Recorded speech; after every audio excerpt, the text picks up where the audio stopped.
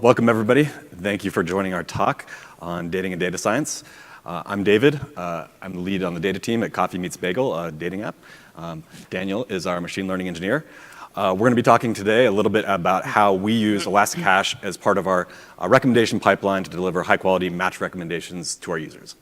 I'm going to be giving you guys a brief intro on Coffee Meets Bagel and on Redis and Elasticache, and then I'll be handing it off to Daniel for some of the more technical details. Bear with us for the early parts. I think the meat of the presentation is in the latter half, and for parts you're probably most interested in, that's really where the good stuff is. So yeah, just as the intro, I'm going to give you the introduction to what Coffee Meets Bagel's mission is all about, how we are using data science at Coffee Meets Bagel, and then finally some of the considerations for implementing these systems at scale. So Coffee Meets Bagel. We are a dating app, if you aren't familiar with us, and our whole thing is we value quality over quantity. So we don't have an infinite feed of users that you can scroll through. We only provide a fixed number of matches per day. For male users, that's up to 21 per day. For female users, it's up to 6. And as part of this constraint of only showing a limited number of matches per day, it's important for us to have a very high level of quality with the matches that we provide for our users. So our mission is really to create meaningful connections between people. We're not just trying to optimize for likes for users. We really want people to meet, chat, and actually go out on dates and get in relationships. To date, we have signed up millions of users, and we've made tens of millions of connections. So data science at Coffee Meets Bagel. As you might imagine, the main problem we're trying to solve on the data team is the matching algorithm. So there's a couple different ways that we talk about this. So we describe the system as both a two-way matching algorithm. There's one pipeline that we work on, and then also a one-way recommendation system. The way to think about this is, as you can imagine for a company like Amazon or potentially Netflix, for a recommendation system, you have a set of users and you have an inventory of products, and you're trying to recommend relevant products to those users. That's what we call a one-way recommendation system. For a two-way system, we actually are trying to connect two people. So we actually have to take into account the preferences of two individual people. And this adds an additional level of complexity for solving this problem. So that's really been the brunt of what the team has been focused on. But that said, the team works on other problems like predicting user retention or churn, measuring attractiveness of users via facial features. We've done some experiments using collaborative filtering on similar faces, looking at the history of users that you've liked to try and recommend people who look similar to those that you've liked. And yeah, in the future, we are still looking to solve some other problems. Right now, we use some simple heuristics to try and identify scammers using our app, but we'd like to have some more sophisticated models to try and identify abusive users earlier on. Along those lines, finding inappropriate content in our app, now that we have both video and photo, it's really critical for us to be able to remove this content ASAP. And so we'd like to help the human raters that we already use to do this moderation to try and bring attention to particularly content that's particularly likely to be abusive or inappropriate. And then finally, we just want to do more with our media in the future. You know, we aren't doing as much as we could be with both photo content, and now that we have video content, we'd really like to extract some more information from that media as input into our various models. So in terms of technical challenges for us, as you might imagine, and for a lot of businesses, this really just comes down to scale. So we have millions of users, but in our context, since our users are effectively our products, you can imagine that we now have potentially billions of potential matches for our matches that we would have to calculate without any logic backing about how we go about providing recommendations for our users. And so really what we'd like to be able to do is to be able to refresh all of our recommendations on a daily basis to take into account all the most recent information that we have. And that's high throughput is really the goal of what we're trying to achieve with this, and obviously reliability and low maintenance. So just walking sort of backwards through our funnel here, to date we've created roughly 100,000 people reporting that they're in happy relationships and couples, with 300 million messages exchanged and more than 1 billion introductions that have been made through our app. So I know a lot of you are probably already familiar with Redis or Elasticache. I'm just going to do a sort of quick primer for those who aren't as familiar with it. Redis, as you may know, is open source. It's an in-memory key value store. By being in-memory, the advantage is that it's very, very fast, low latency, but potentially a little bit expensive. We can achieve high availability with it. And now that Redis has cluster capability, we can do horizontal scaling. There's also a number of primitive data types in Redis that we are leveraging beyond just the basic key value functionality. Getting into some of those that you may not have used, Sorted sets are something that Daniel will get into a little bit later in terms of how we're using them in a couple different capacities. But sorted sets are effectively, you can think of as a priority queue. So we can add items to a set, but we can also assign a priority to it. And then we can do queries in constant time to do, for instance, range queries, or we can pull items from the front of the queue all in constant time. So in the basic example here, we're adding 4 items to a sorted set, each with a different priority between 0 and 2. And then we do a range query on the set to figure out which items are actually in the queue. In addition, Redis has just basic sets. With basic sets, you can add any items, and then you can do general set queries that you might like to do. So in our context, center query, which is a set intersection between 2 set keys, will return any overlapping items between the 2 sets. Finally, in terms of geospatial querying, we're using Redis's geo-sorted sets. And this allows us to add items to these sets at a given latitude and longitude. Once those items have been added to a geo-sorted set, we can do radius queries on those sets in order to find all of the items in that set that are within a given radius of the location input in. As for Elasticache, Elasticache is Amazon's hosted version of either Redis or Memcached. And great thing about Elasticache is it can hold a lot of information in memory. It's really, really easy to set up. And in terms of operational considerations, automatically detecting and replacing failed nodes is really convenient, means not as much hands-on work for our DevOps team. And then finally, scaling it with no downtime is a great asset for us. So at this point, I'm going to hand it off to Daniel. He's going to get into some of the real good meat of the presentation about how we're currently leveraging Elasticache. So Daniel, thanks. All right. Thank you very much, David. All right. Thank you all for being here. So now we're going to get into the nitty-gritty of our challenges. We're going to look at how Redis and Elasticache helped us solve some of the really challenging problems that we have here, which is giving high-quality matches at scale. But before we do that, let's start with the basics. Okay, so what is the CMB data team trying to achieve at a higher level?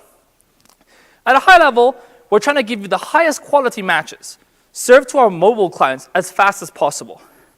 Why is this? Well, because it's computationally infeasible for us to calculate the best match for you on demand.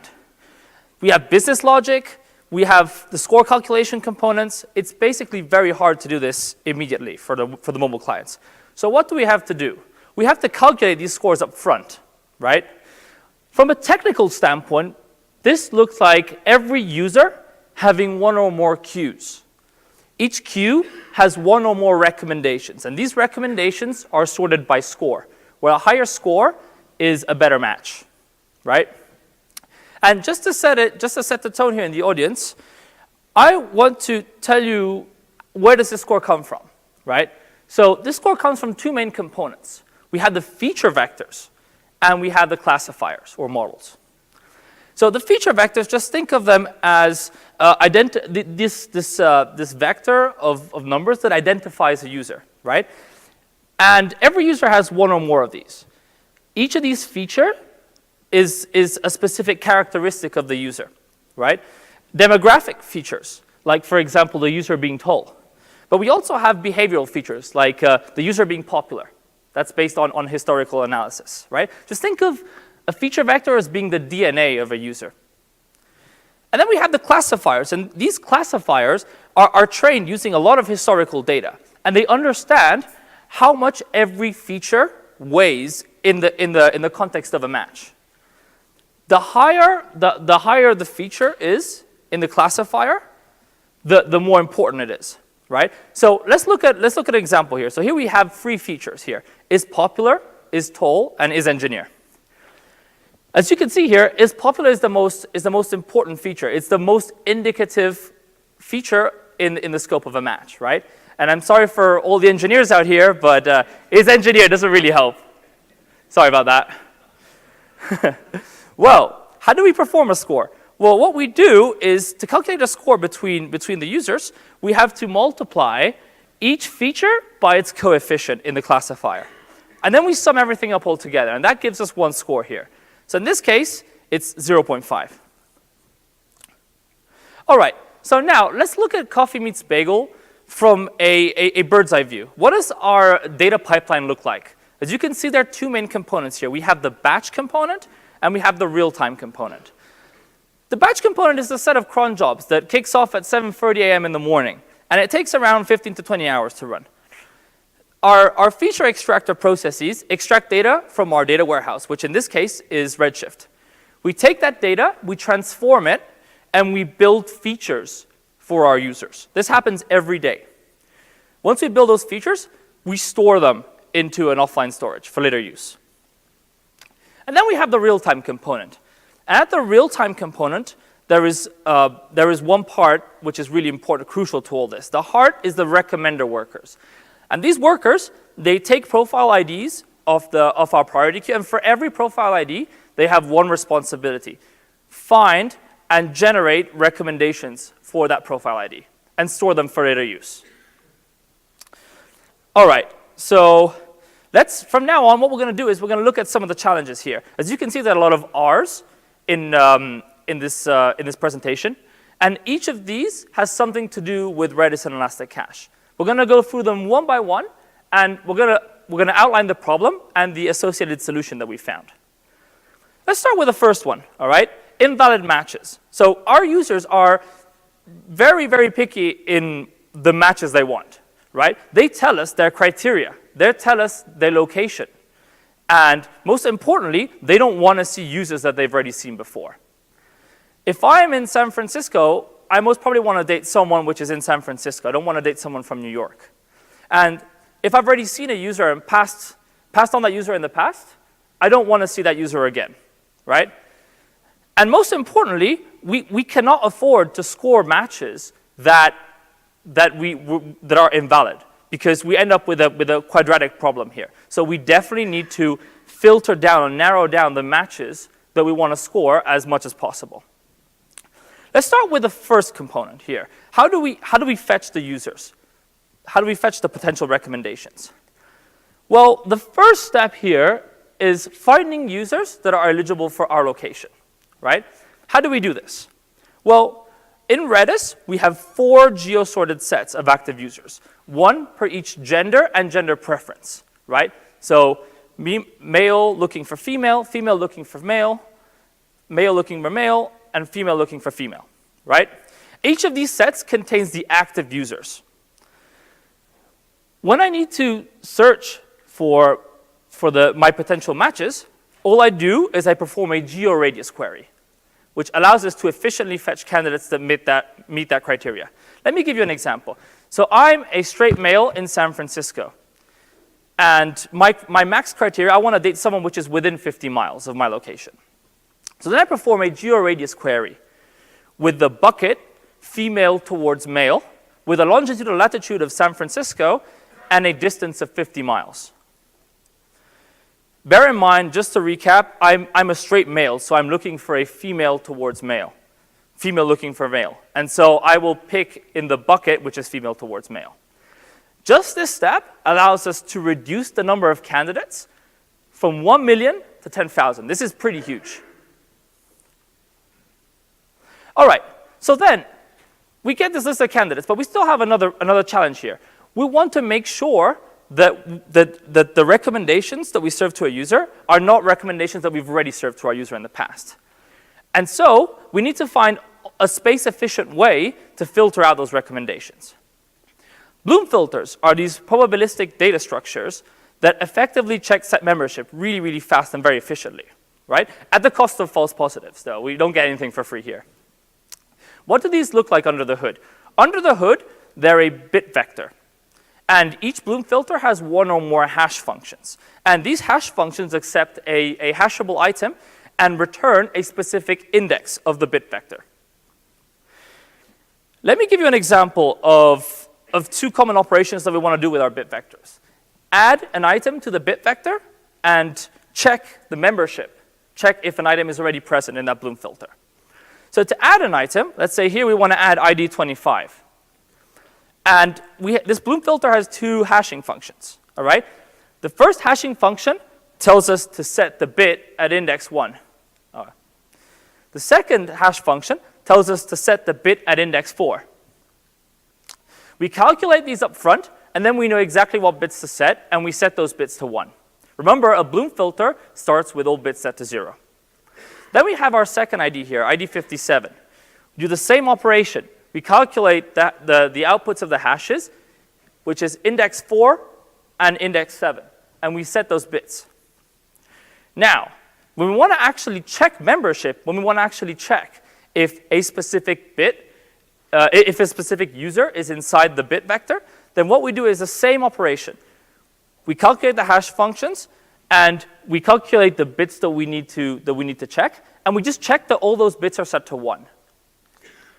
If any of those bits is not set to 1, then we know for sure that that item is not present in the bit vector.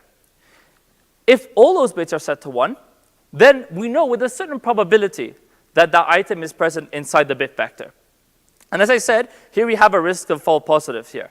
As you can see, both ID 25 and ID 57 have one hash function which sets the specific bit. So there is a risk of false positives here when we check. What are the pros and cons of this?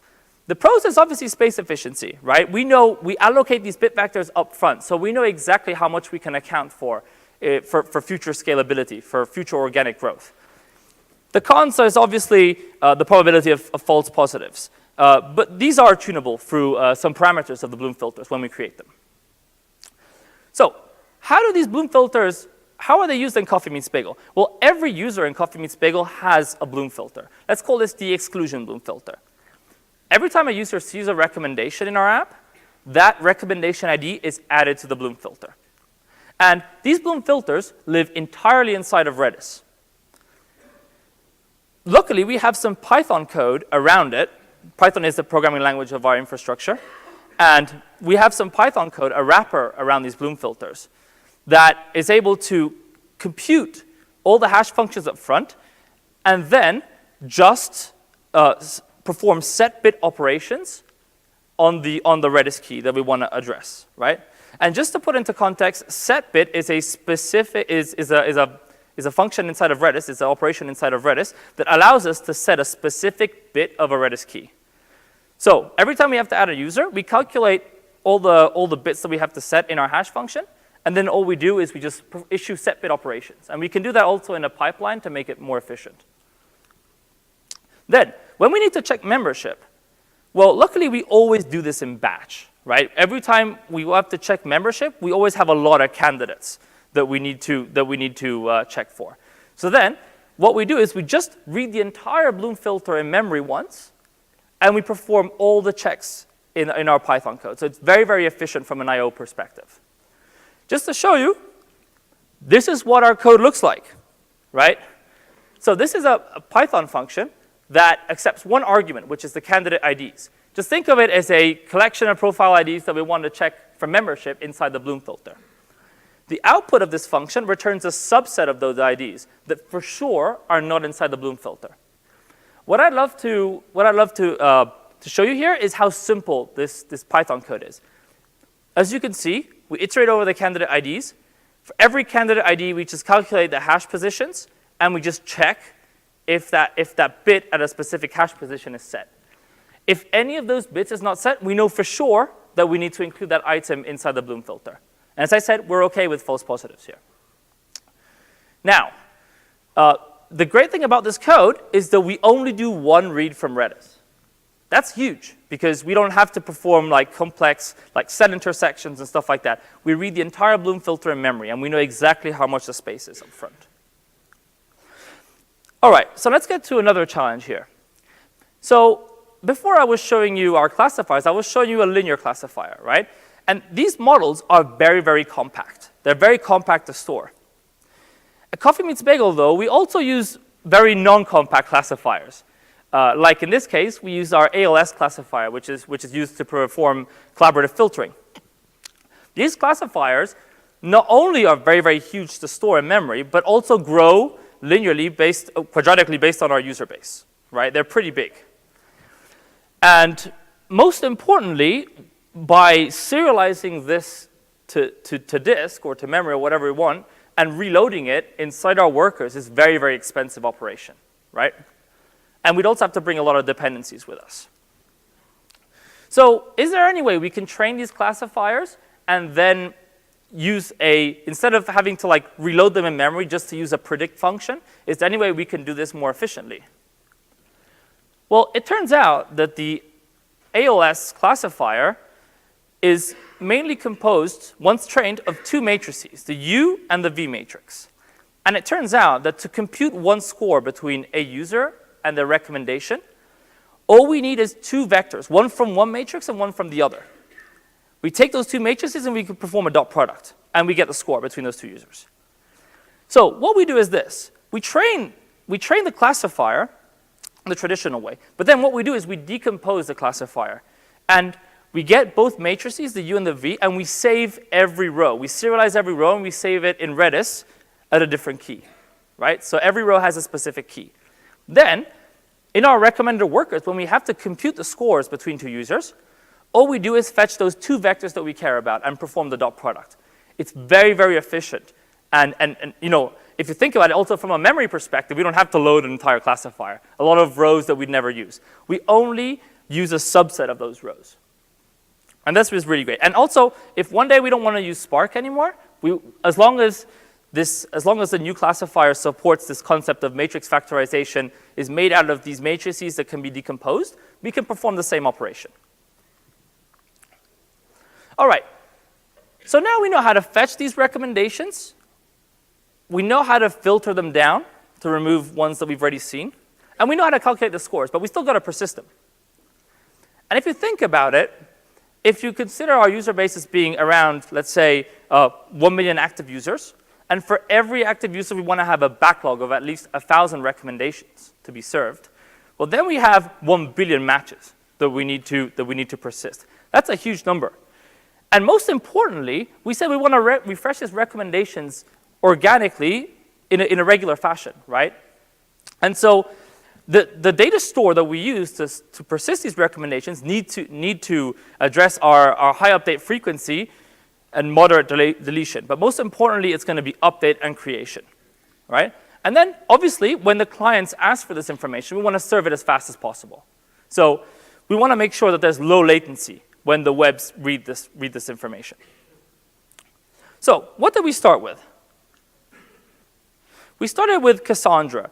And the reason we started with Cassandra is because we have a good in-house knowledge of how Cassandra works. We've already using it. And also, there were two main things, which is, you know, it's made for high write volume and low latency on reads, right? So that was really huge for us. But we had two main issues with Cassandra. The first issue was the garbage collector. Our DevOps team was spending a lot of time tuning the garbage collector. We tried different garbage collectors on top of the JVM. Unfortunately, we couldn't find anything that wasn't giving us partial outages at times.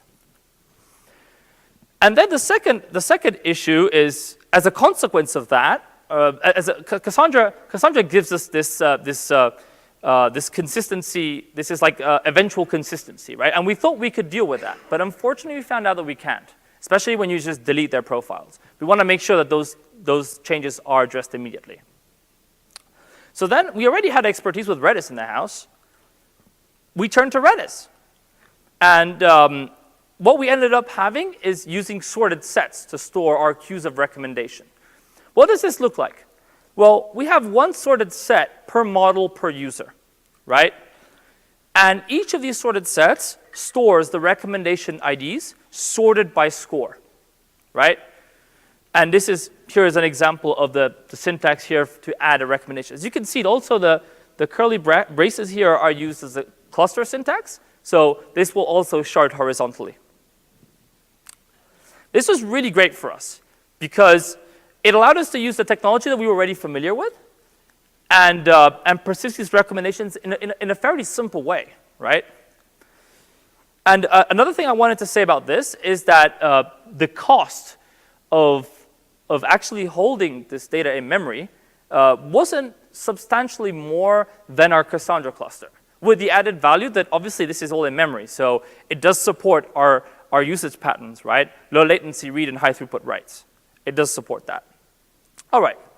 So let's go on to another challenges, which is set intersections between mutual friends. So based on our data, we find out that mutual friends is a really important aspect to consider when serving a match. right? Users love to find recommendations so they have something in common, some level of proximity, right? And that's where mutual friends comes into play. We want to make sure that when we serve matches, we consider the factor that users may have mutual friends between them, and we want to prioritize those matches, right? So what happens here? When you sign up to Coffee Meets Bagel, we ask permission to download your Facebook friends list. If you give us that permission, then we're going to download that Facebook friend, and we're going to add it to a set inside of Redis, right? Now, there's a sad truth about mutual friends, which is, unfortunately, only like 3% of the possible matches between two users have mutual friends, right? It's very, very low. But everyone knows, here on Facebook, you have like 3,000 friends, right? Every user has like 3,000 friends. So it's very, very inefficient to have to download on our processes, on our worker processes, to download the entire sets of two users to then perform an intersection, right? Just think of the amount of I/O operations that you're doing, the amount of I/O to download these sets of like 3,000 people each to then perform an intersection in your code, right? So it turns out that Redis has a sinter operation. And what's good about the sinter operation is that it accepts two sets, and it just returns the intersection between those two sets, right? So in this case, we're intersecting the set of user A and user B, and we just get the output of the intersection. There are two great things about this approach. The first great thing is that obviously the amount of I/O that comes back to us is minimal, right? As I said, only 3% of matches have some kind of mutual friend. So we're reducing the amount of I/O to very minimal. On the other side, though, a great thing is that it also simplifies our application code a lot, because we're just issuing an operation and delegating to Redis to perform that operation as efficient as possible. So this was really efficient for us. All right, and now let me get to the last use case here of our presentation, which is our fault-tolerant priority queues using Redis. So we ended up building our own in-house queue using sorted sets and hashes. And we built it with specific goals in mind. What are these goals? Granular prioritization, scheduling tasks in advance, fault tolerance, and locking. And I'm going to go through all of these, and I'm going to give you an example of when you may need them, for example. So granular prioritization. So we were speaking before about our recommender queues, right? And that our recommender workers will take IDs off the recommender queue to generate recommendations. Well, that queue always has a backlog intentionally, because we always want to make sure that we refresh everyone's recommendation on a regular basis. But at the same time, if a user changes their location or changes their criteria, we want to prioritize that user through the queue. So we wanted an queuing API that supports an additional priority and that allows us to process one item before another, regardless of when it was inserted.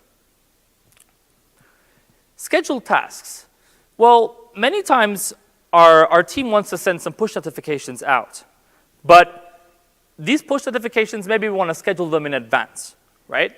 And this, our enqueuing API supports an additional timestamp parameter. This timestamp parameter allows us to enqueue tasks in the future, regardless of when they were inserted. So an example is if I enqueue push notifications with a timestamp, it's 9 a.m., I enqueue pushes with a timestamp of noon, well, those pushes will never be processed until noon comes. Our workers know that they don't need to process any item, any task with an associated timestamp in the future.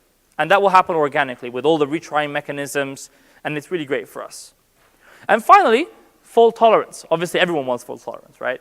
We want to make sure that regardless of when you insert the item and when the worker processes it, things will fail eventually. But we want to make sure that if things fail, there always will be another worker that in the future is able to process that task at a later stage. And then finally, we want to make sure that there never is a scenario in which two workers are working on the same item at the same time. For example, for consistency mechanism, for race conditions, potential race conditions that may happen. So many people ask us, why not use Celery? And we did start with Celery, obviously, right? We're a small company. Remember, we're 30 people, and not all of us are engineers. We started with Celery, but we had two main issues with Celery. The first issue was if you use Celery with a Redis backend, there's a huge amount of I/O going on between your workers and between the Redis box. I'm speaking about pub sub operations and other kind of operations. It's pretty huge. And a year ago, we had a small outage because of it. So that wasn't really that good. Another reason is because Celery is a really big project, and it's got all these bells and whistles. But most of the time, we just want to keep things really simple, and we just have these specific use cases that we want to adhere to. So for the sake of simplicity, we also decided to use these priority queues just to keep it simple. And by the way, for tasks that need to go in, first out, or need to be processed as fast as possible, we also use SQS, which has been really grateful for us. We're able to scale really well with that, and our application code is very simple. So yeah, our asynchronous processes are all or our fault-tolerant priority queues or Celery, or SQS. Now, what do these priority queues look like under the hood? Well, they're backed by three main data structures here: the main queue, the retry queue, and the backlog. The main queue contains all the items that are waiting to be processed. This is a sorted set of an item sorted by priority, where priority, just think of it as an integer. Then we have the retry queue, and this retry queue contains all the items that are being processed now. This is a sorted set of an item with an associated timestamp. And bear in mind, the retry queue is going to be also very crucial for our fault tolerance. If any process that checks out an item then fails, that item will still be present in the retry queue for later use. And then we also have a backlog, right? And this backlog is used if we try to enqueue an item which is already present in the main or retry queue. This item gets added in the backlog, and this is just a hash keyed by item ID and whose value is a timestamp. And these priority queues are then backed by three main operations, right? And these operations run in Lua, right? So Lua is the scripting language that Redis supports. What's great about it is that it's a very, very simple language to understand. And it also gives us, within the lifetime of a Lua script, it gives us atomicity. So that's something we really love. We have three operations here: enqueue, checkout, and remove. Let's start with the first one. So when you enqueue an item, the API accepts an item with a specific priority. The enqueue operation first looks at the main queue.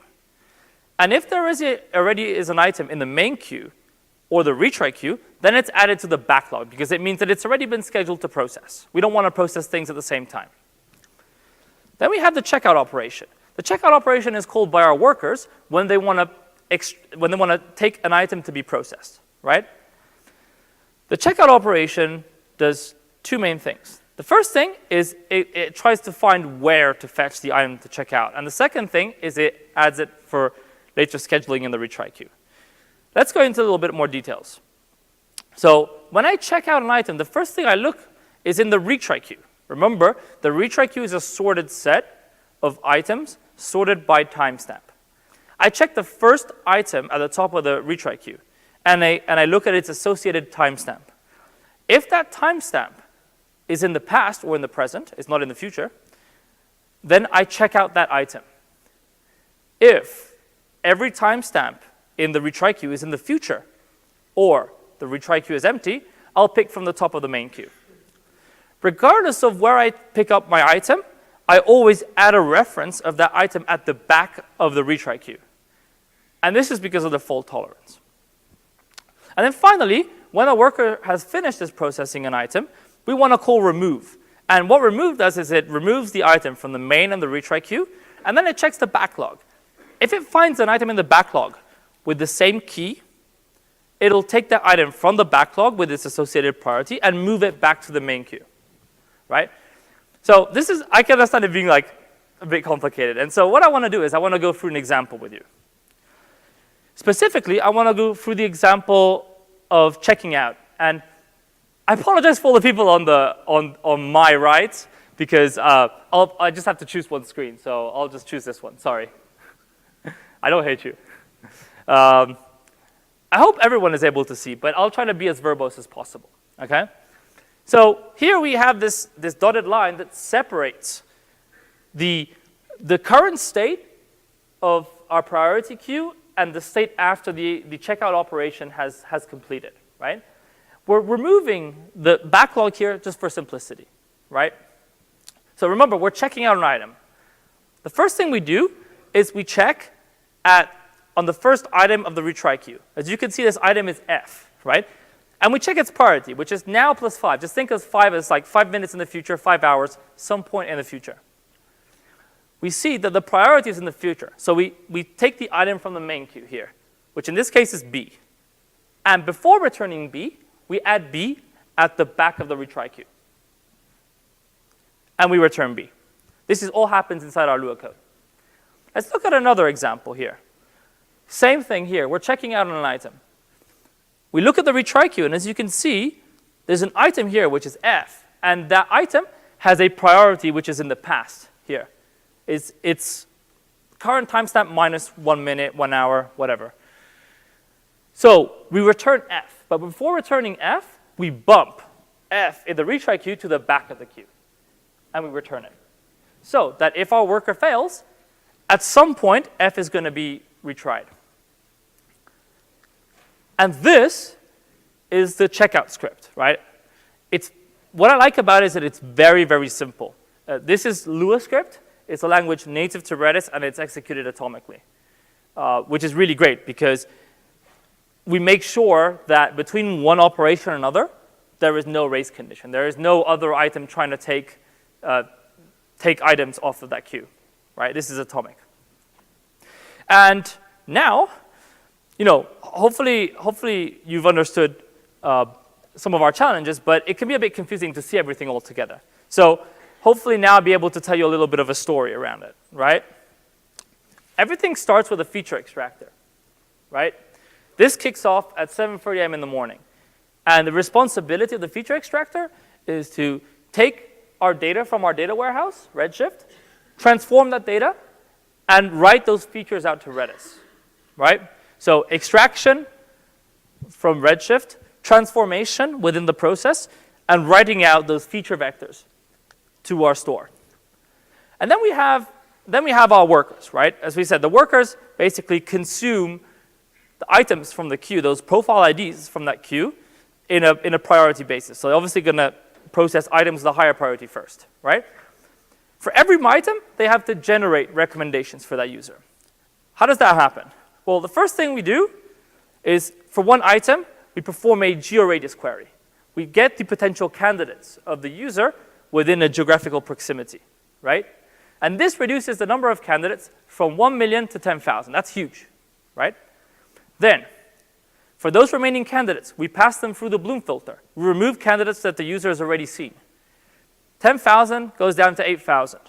And then, for only those 8,000 users, we fetch the vectors of those users from our Redis data store, right? And we know exactly which vectors to fetch.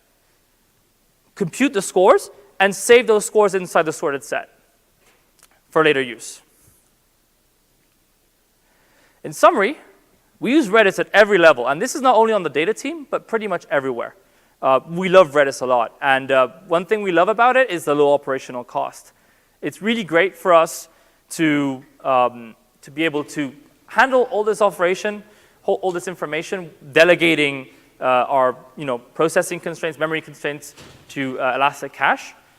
And it's obviously performant at scale, right? It's been really great for us. We also use Redis in the traditional way of like caching key value store, but it also works with with these kind of like more advanced operations, right? And most importantly, right? I love the fact that these primitive data structures can be used in a data store because it really reduces the complexity of our tech stack, and it makes our code very simple because we rely on the Redis's guarantee of atomicity.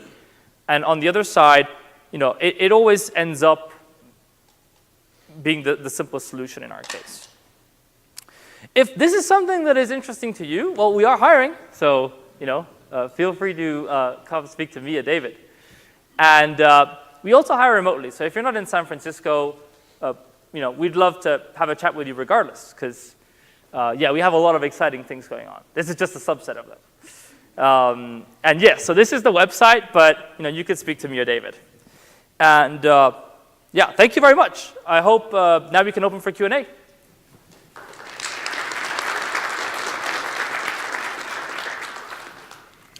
And if anyone has to ask any questions, there are 2 microphones here at the end that you can come up and ask questions. If not, we'll just have beer all together. All right, thank you very much. And I apologize if you already addressed it, I missed it, but with the Facebook thing, I thought that was really interesting. Did you say that you update that Facebook list regularly? Because people are always adding and removing friends, and is that something you update? Yeah, we cached the friends. We do an initial download of the friends list. So we get anonymized IDs for users, friends, and then after, I think it's a month, we just check again once it expires. Yeah, we have some cron jobs that run and do that for us. Yeah.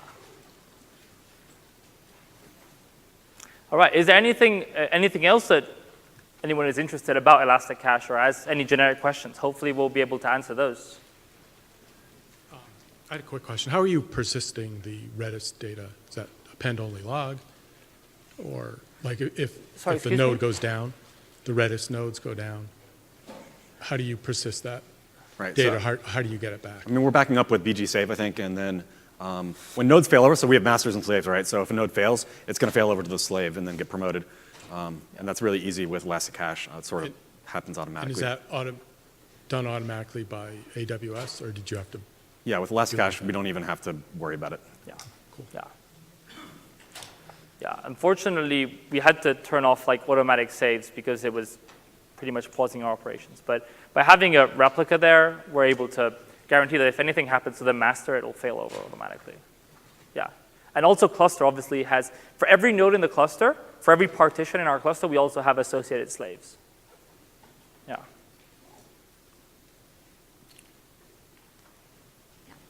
I'm not sure if you already addressed this, but how do you filter out someone from the recommendation that the person has already seen? Is that like a bit in the Bloom filter, or? Yeah, so I mean, we actually maintain the recommendations in more or less near real time. So anytime a user sees you or you see a user, we add the profile to asynchronous, one of our our priority queues, and an asynchronous worker picks it up. And then we'll both add it to the Bloom filter and actually remove that recommendation from our system. So it'll, yeah, basically by maintaining all the recommendations near real time, we can always sort of do a query on demand and have some assurance that it meets all the criteria that we want it to meet via criteria location and all the other stuff that we discussed. Okay. Yeah.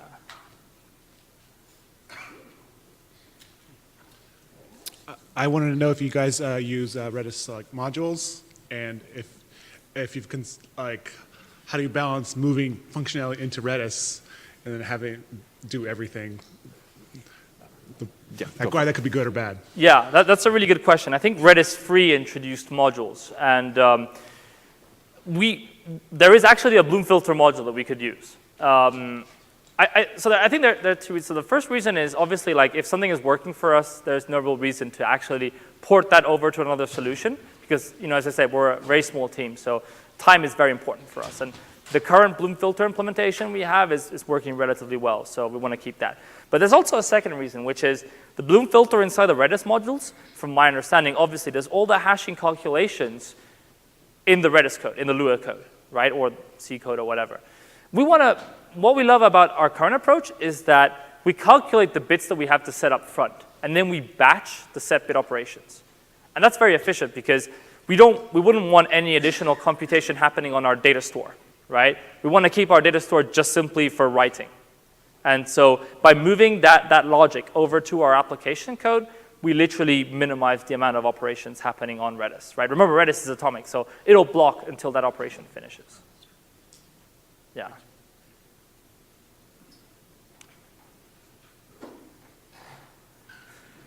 Anyone use Elasticache here? Sorry. Yay. I had a question.